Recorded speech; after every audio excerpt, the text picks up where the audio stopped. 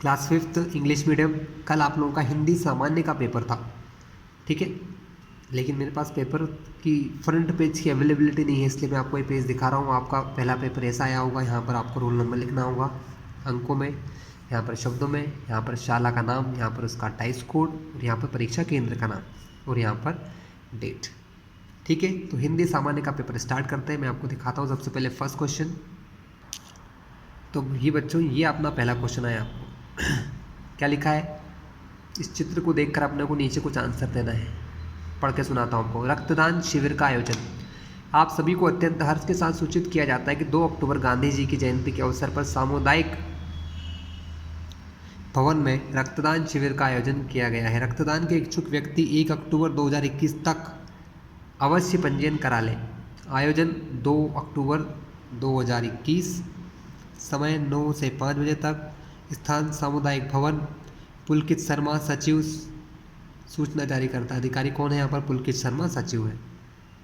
इसको देखकर आपको कुछ क्वेश्चन के आंसर देना बच्चों, ठीक है। चलिए आपको मैं क्वेश्चन दिखाता हूँ। तो बच्चों, इस सूचना कब जारी करी गई, तो आप देखिए इसमें 4 ऑप्शन है। 28 दिसंबर, जो कि इस आयोजन के बाद है तो होना पॉसिबल नहीं है। 2 अक्टूबर के दिन ही आयोजन है तो सूचना 2 अक्टूबर को कोई डालेगा नहीं।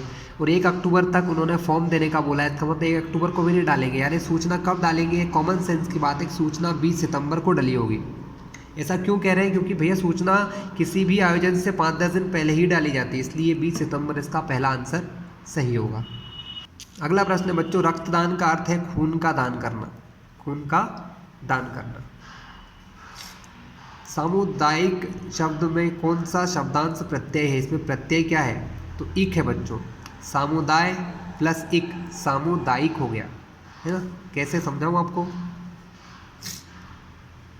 सामुदाय प्लस इसमें एक जोड़ा तो बन गया सामुदायिक, ठीक है।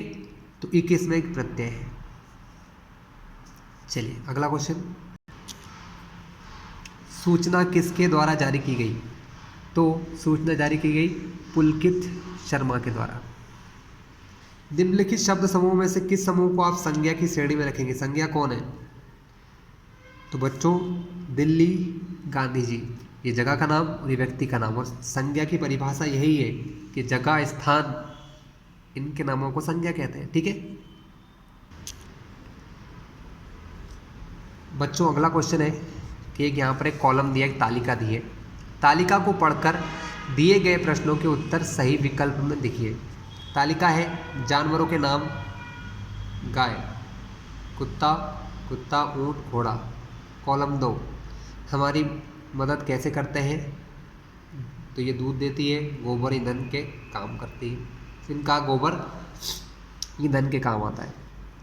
कुत्ता हमारी मदद कैसे करता है, घर की रखवाली करता है, पुलिस की मदद करता है। फिर कुत्ता, ये 2 बार लिखा गया।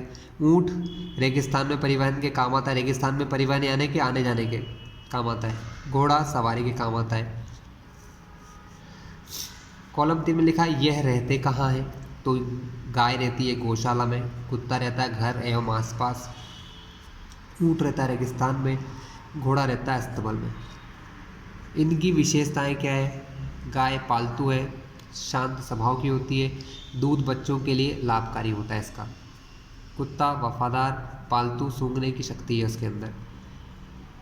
और ऊंट लंबी गर्दन होती है, कई दिनों तक बिना पानी के रह सकता है और पालतू है। घोड़ा पालतू है, तेज दौड़ता है। इन सभी विशेषताओं के ऊपर हमको क्वेश्चन के आंसर देना है। रेगिस्तान में कौन सा जानवर चलता है, तो देखो साफ साफ दिख रहा है यहाँ ऊंट रेगिस्तान में चलता है, तो ऊंट लिख दो। तालिका में दिए गए जानवरों में से किसके सींग होते हैं, सींग किसके होते हैं, गाय के होते हैं, है ना, बाकी किसी के नहीं होते। ऊंट, कुत्ता, घोड़ा। जानवरों के घरों की बात किस कॉलम में कही गई है, तो कॉलम नंबर 3 में कही गई है। किस में कही गई है, कॉलम नंबर 3 में। ये देखिए कहाँ रहते हैं, कॉलम 3। प्रश्न 9, तालिका में दिए गए जानवरों में से कौन सा जानवर सर्वाहारी है, जो दोनों प्रकार के खाना खाता है, मांसाहारी भी और शाकाहारी, तो कुत्ता दोनों प्रकार का है बच्चों। तालिका में दिए गए जानवरों की समान विशेषता कौन कौन सी है, कि सब पालतू जानवर है। कैसे जानवर है, सब पालतू, सबको पाला जा सकता है, तो ये सब में कॉमन है, सबके बीच में समान विशेषता है ये, ठीक है। प्रश्न 11 लघुत्तरीय प्रश्न, नीचे लिखे गए प्रश्नों के उत्तर लिखिए। नीचे दिए गए शब्दों में से कविता की पंक्तियों को पूरा कीजिए। इन 3 शब्दों को इन 3 जगहों पर जोड़ना है। सेवा, गंगा, शुद्धता। तो दया करना हमारी आत्मा में शुद्धता देना, पहले का शुद्धता। फिर बहा दो प्रेम की गंगा, तो दूसरे में गंगा आ जाएगा। हमारा धर्म हो सेवा, तो ये तीसरा। लेकिन आपको इन तीनों को यहाँ लिखना है, 1 2 3। इसको ऐसा का ऐसा पूरा यहाँ उतारना है, इसको पूरा का पूरा यहाँ उतारना है और इसको पूरा का पूरा यहाँ उतारना है। ठीक है, समझ गए आप लोग? चलिए फिर निम्नलिखित शब्दों के विलोम लिखिए। शुभ, तो बच्चों शुभ का आपको पता ही है, अ लगा दो। अशुभ। कोमल का, कोमल यानी होता है बहुत सॉफ्ट, तो उसका होता है कठोर, विलोम। मान का अपमान। बच्चों अगला क्वेश्चन है, सुभद्रा कुमारी चौहान अध्यापकों की चहेती क्यों थी? बच्चों ये क्वेश्चन मैंने हमारे मॉडल पेपर में भी समझाया था, जो कि एग्जाम में आ चुका है। ठीक है, ये पार्ट 3 का क्वेश्चन है। इसका है पार्ट 3 का। ठीक है, इसका उत्तर बताता हूँ। सुभद्रा तीक्ष्ण बुद्धि वाली छात्रा थी, उनमें अद्भुत काव्य प्रतिभा थी, इसलिए वो अपने सभी अध्यापकों की चहेती थी। सुभद्रा तीक्ष्ण बुद्धि वाली छात्रा थी, उनमें अद्भुत काव्य प्रतिभा थी। ठीक है, इस वजह से वो सारे शिक्षकों की चहेती थी। ये यहाँ का उत्तर है। तीसरी बार पैसा कुएं में फेंकने के आदेश से लड़का क्रोधित क्यों हुआ? बच्चों ये क्वेश्चन भी हमने बता रखा है आपको। अगर आप में से किसी ने मेरा मॉडल पेपर या सैम्पल पेपर का वीडियो देखा है तो 2 मॉडल पेपर में से किसी न किसी में जरूर मैंने ये बताया हुआ है। बच्चों ये प्रश्न पार्ट 11 अपनी कमाई से लिया गया है। ठीक है, जिसका उत्तर रहा ये। तीसरी बार पैसा कुएं में फेंकने के आदेश से लड़का क्रोधित इसलिए हुआ क्योंकि ये पैसे उसने काफ़ी मेहनत से कमाए थे। इन पैसों को वह कभी भी फेंकने नहीं दे सकता था या फेंक नहीं सकता था, इसलिए वो क्रोधित हो गया। अगला प्रश्न है, शरीर को स्वस्थ रखने के लिए क्या आवश्यक है? तो बच्चों इसका आंसर है, शरीर को स्वस्थ रखने के लिए स्वच्छ हवा, सूरज का प्रकाश, हरी साग सब्जियों की आवश्यकता होती है। लेकिन अगर आपने इसमें मन से भी कुछ लिखा होगा, जैसे व्यायाम की ज़रूरत होती है, घूमने फिरने की ज़रूरत होती है, शुद्ध खाना खाने की ज़रूरत होती है, तो वो आंसर भी सही हो जाएगा। इसलिए कोई इतना टेंशन नहीं है, आपने जो लिखा होगा आई थिंक सही होगा। अगला क्वेश्चन, नीचे दिए गए एक वचन शब्दों के बहुवचन में बदलिए, जैसे कि नाली। तो बच्चों इसका हो जाएगा ना, लम छोटे के बाद ली, या ये चंद्र बिंदु है। बीमारी का होता है बीमारियाँ। इस जिस भी शब्द में बड़ी ई की मात्रा होती है उसका बहुवचन बनाते समय मात्रा छोटी ई की हो जाती है और यहाँ लग जाता है, यहाँ लड़की का लड़कियाँ हो जाएगा। क्या हो जाएगा? लड़के। ये भी मैंने बच्चों आपको वीडियो में समझाया था। लड़की या लड़कियाँ। गंदे पानी से कौन कौन सी बीमारियाँ फैलती है? पार्ट 7 सहयोग का पुल और पेज नंबर 10। ठीक है, ये क्वेश्चन भी आपको मिलेगा हमारे वीडियो में। तो बच्चों गंदे पानी से पीलिया, पैचिस, हैजा, खुजली जैसी बीमारियाँ फैलती है। ठीक है, अगला प्रश्न देखते हैं बच्चों। अगला प्रश्न है, रक्षाबंधन पर्व के अवसर पर बहन क्या कामना करती है?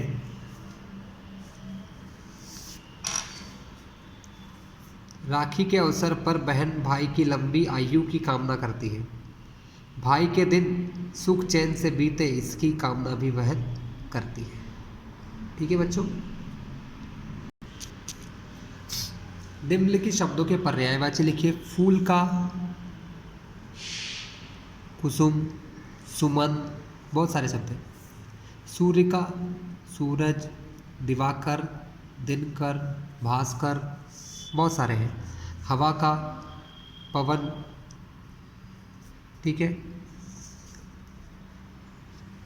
अगला प्रश्न है, रेखांकित शब्दों में योजक शब्द के स्थान पर योजक चिन्ह लगाए। योजक शब्द मतलब दोनों को जोड़ने वाला, इसकी जगह योजक चिन्ह लगाना है। तो ये ऐसा डैश जो अपन लगाते हैं ना बच्चों, उसको योजक चिन्ह कहते हैं। ये लगाकर मैं शब्द बना रहा हूँ आपके लिए। तो पहला शब्द है गंगा और जमुना को गंगा जमुना।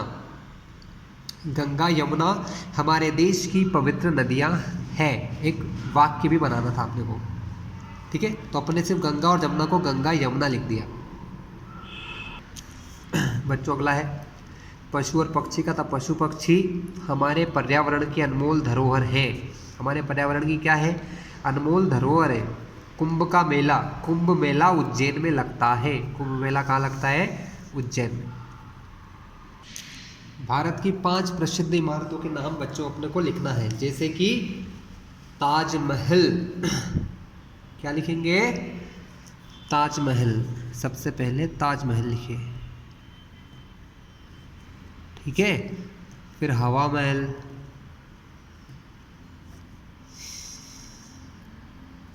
और ग्वालियर का किला,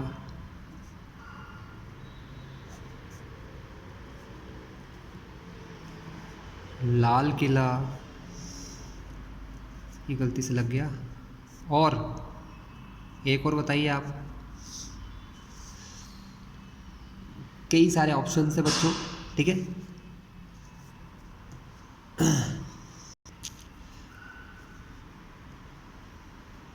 कुतुब मीनार लिख सकते हैं, चार मीनार लिख सकते हैं, बहुत कुछ ऑप्शन है आपके पास। कुतुब मीनार लिख सकते हैं, इंदौर का राजवाड़ा लिख सकते हैं, कोई भी महल लिख सकते हो आप जो थोड़ा प्रसिद्ध हो, जिसको सब जानते हो, ठीक है। तो ये इसका आंसर था। आप कौन सा त्यौहार पसंद करते हैं? इस त्यौहार की 5 वाक्य लिखिए। तो बच्चों आप क्या लिखोगे? भैया मुझे दिवाली पसंद है, मैं दिवाली का त्योहार पसंद करता हूँ, या मुझे दिवाली का त्यौहार पसंद है। पहला वाक्य वाक्य नहीं है ये, तो हमने बताया कि आपको कौन सा त्यौहार पसंद है। मैं दिवाली का त्यौहार पसंद करता हूँ। तो दिवाली के त्यौहार पर वाक्य क्या लिखोगे? तो पहला वाक्य, हम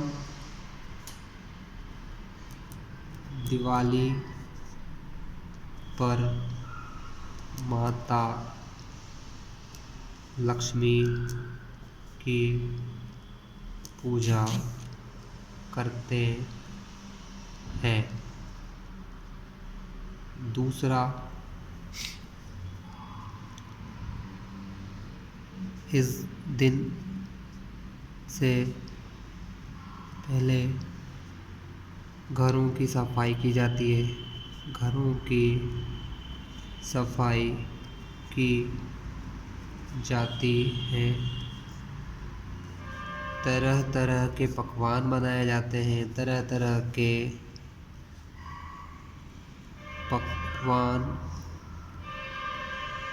बनाए जाते हैं। और क्या करते हैं? बड़े लोग एक दूसरे को बधाई देते हैं तथा बच्चे पटाखे जलाते हैं।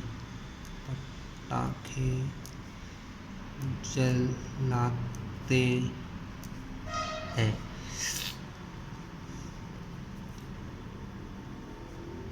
घरों को दियों से सजाया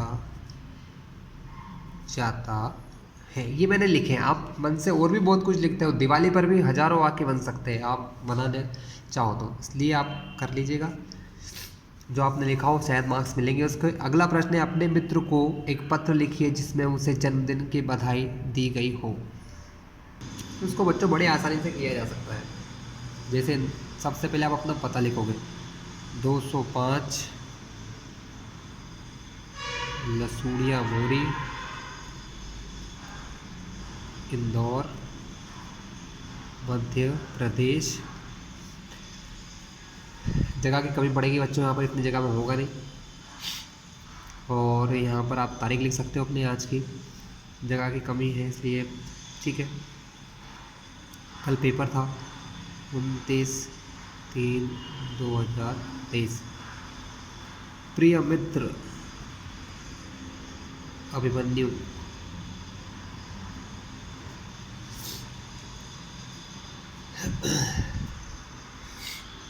अब क्या लिखोगे इसमें बच्चों, तो मैं पेज ले लो या नीचे बता दूंगा बच्चों आपको करके ना। प्रिय मित्र अभिमन्यु, मैं यहाँ पर ठीक हूँ। सबसे पहले तो यही बोलते भी आप ठीक हो या नहीं हो, और आशा करता हूँ, और आशा करता हूँ कि तुम भी ठीक होगे। आज तुम्हारा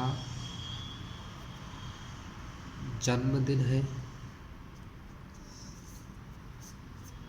तुम्हें मेरी तथा मेरे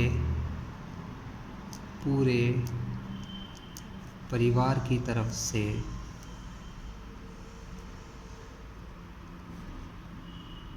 जन्मदिन की हार्दिक शुभकामनाएं।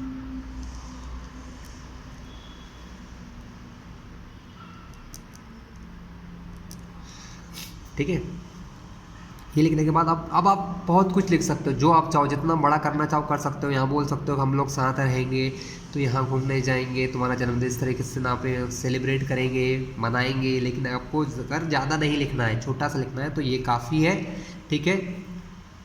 परीक्षा में बिजी हूँ, है ना, परीक्षा में व्यस्त होने के कारण तुमसे मिल नहीं सकता हूँ। व्यस्त होने की वजह से तुम्हें मिल नहीं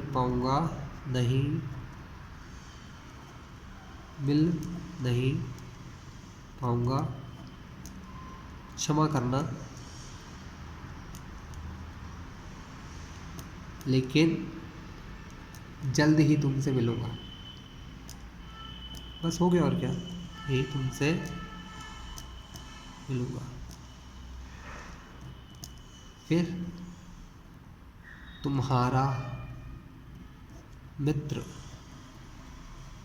राजकुमार। ठीक है बच्चों, तो शॉर्ट में ये बहुत बढ़िया लगा मुझे तो, ठीक है। चलिए अब लास्ट प्रश्न ये वाला, जिसकी जगह मैं खा गया क्योंकि मेरे पास लिखा हुआ है, मैं उसमें से आपको देख के बता दूंगा। प्रश्न नंबर 24, मेरा देश महान है पाठ के अनुसार जिसकी सत्य अहिंसा घर घर अलग जगाती है से कवि का क्या आशय। इस लाइन का मतलब आपको बताना है। तो बच्चों, इन पंक्तियों का अर्थ है कि भारत एक ऐसा देश है जहाँ पर सत्य अहिंसा सर्वोपरि धर्म है। सत्य और अहिंसा सर्वोपरि धर्म है। यह पूरे विश्व में इनकी महत्ता की ज्योति जलाता है। पूरे विश्व में सत्य अहिंसा की महत्व को बताता है, उसकी ज्योति जलाता है, अर्थात सत्य अहिंसा का पाठ पढ़ाता है। यही उन लाइनों का बच्चों अर्थ है। ठीक है बच्चों, चलिए तो मिलेंगे अगले वीडियो में। आप लोगों के कमेंट्स आ रहे थे इसलिए मैंने ये वीडियो आपके लिए कंप्लीट कर दिया है। ठीक है, अगले पेपर की तैयारी करते रहे, और कुछ लगे तो मुझे बताएं, मैं आपके लिए उस चीज़ पर वीडियो बनाऊंगा।